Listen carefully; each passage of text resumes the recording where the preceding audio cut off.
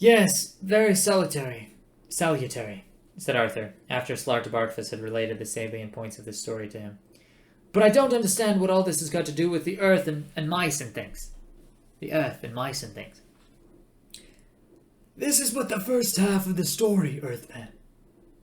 And if you would care to discover what happened 7.5 million years later, on the great day of the answer, allow me to invite you to my study, where you can experience the events yourself on our Sensitape records. That is, unless you would care to take a quick stroll on the surface of New Earth. It's only half completed, I'm afraid. We haven't even finished burying the artificial dinosaur skeletons in the crust yet. Then we have the tertiary and quaternary periods of the Cenozoic era to lay down, and... No, thank you. It wouldn't be quite the same. No, it wouldn't be. And then he turned the air car around and headed back towards the mind-numbing wall.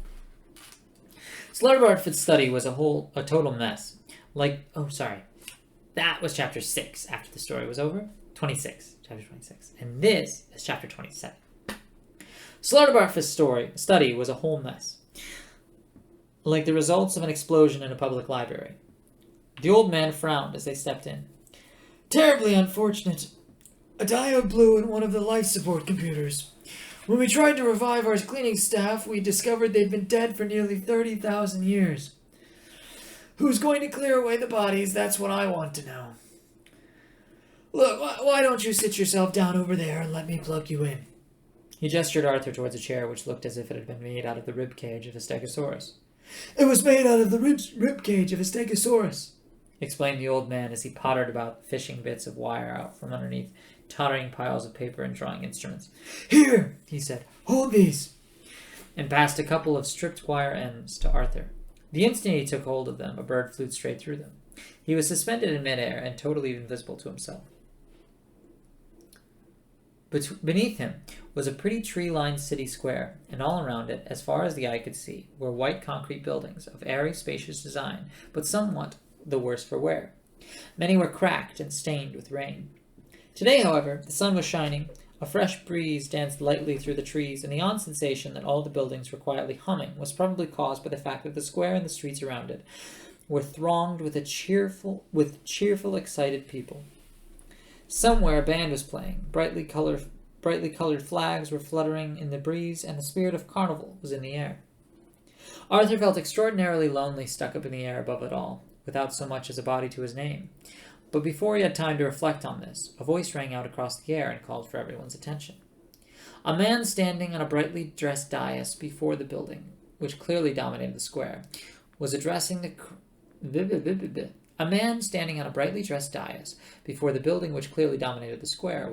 crowd over a tannoy. "O people who wait in the shadow of deep thought," he cried out.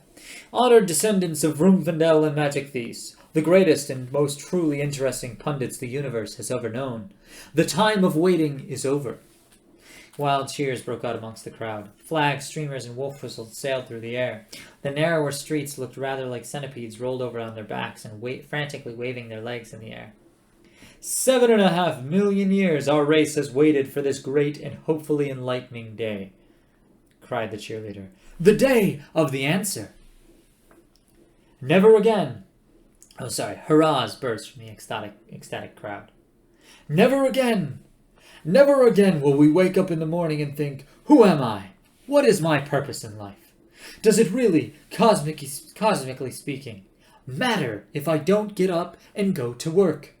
For today we will finally learn once and for all the plain and simple answer to all these nagging little problems of life, the universe, and everything. As the crowd erupted once again, Arthur found himself gliding through the air and down towards one of the large stately windows on the first floor of the building behind the dais from which the speaker was addressing the crowd. He experienced a moment's panic as he sailed straight towards the window, which passed when a second or so later he found he had gone right through the solid glass without apparently touching it.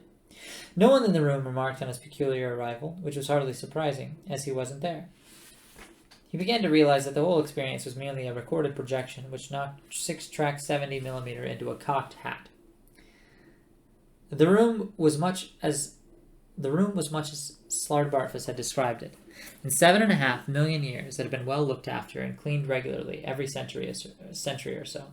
The ultra-mahogany desk was worn at the edges, the carpet a little faded now, but the large computer terminal sat in sparkling glory on the desk's leather top, as bright as if it had been constructed yesterday.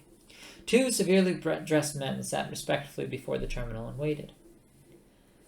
"The time is nearly upon us," said one, and Arthur was surprised to see a word suddenly materialize on thin air just by the man's neck. The word was "Loonqual," and it flashed a couple of times and then disappeared again. Before Arthur was able to assimilate the other man spoke, and the word "Fauchke," appeared by his neck. 75,000 generations ago, our ancestors set this program in motion, and in all that time we will be the first to hear the computer speak. "An awesome project, Fauchke," agreed the first man. Arthur suddenly realized he was watching a recording with subtitles. "We are the ones who will hear," said Fauchke. "The answer to the great question of life, the universe," said Loonqual, "and everything." "Shh," said Loonqual with a slight gesture. "I think Deep Thought is preparing to speak." There was a moment's expectant pause whilst panels slowly came to life in the front of the console. Lights flashed on and off experimentally and settled down into a business-like pattern. A soft, low hum came from the communication channel. "Good morning," said Deep Thought at last. Good morning, oh Deep Thought," said Loonqual nervously. "Do you have, that is, an answer for you?" interrupted Deep Thought majestically. "Yes, I have." The 2 men shivered with expectancy. Their waiting had not been in vain. "There really is one," breathed Fauchke. "There really is one," confirmed Deep Thought. "To everything. The great question of life, the universe, and everything." Yes. Both of the men had been trained for this moment. Their lives had been a preparation for it. They had been selected at birth as those who would witness the answer, but even so they found themselves gasping and squirming like excited children. "And you're ready to give it to us," urged Loonqual. I am. Now, said Deep Thought. They both licked their dry lips. "Though I don't think," added Deep Thought, "that you are going to like it."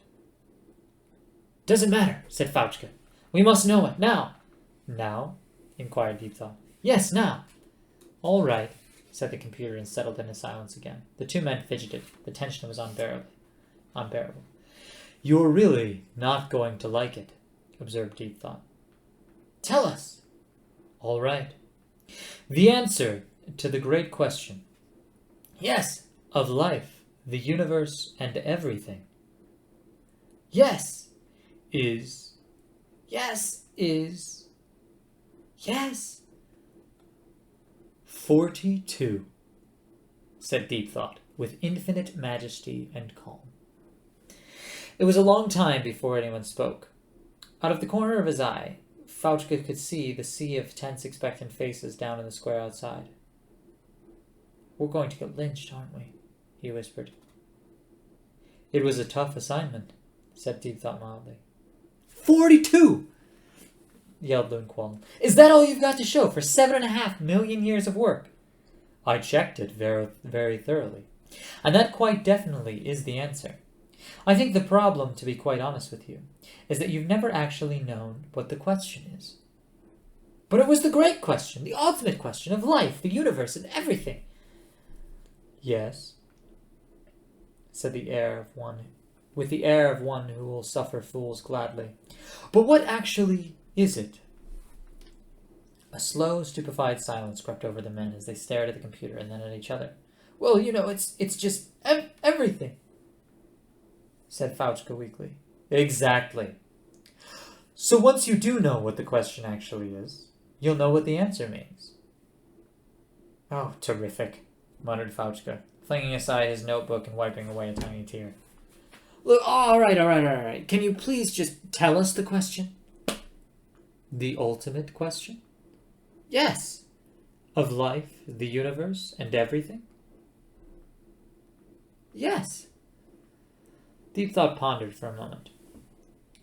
"Tricky." But can you do it? Cried Lunqual. Deep Thought pondered this for another long moment. No, he said firmly. Both men collapsed onto their chairs in despair. But I will tell you who can. They both looked up sharply. Who? Tell us! Suddenly Arthur began to feel his apparently non-existent scalp begin to crawl as he found himself moving slowly but inexorably forwards towards the console.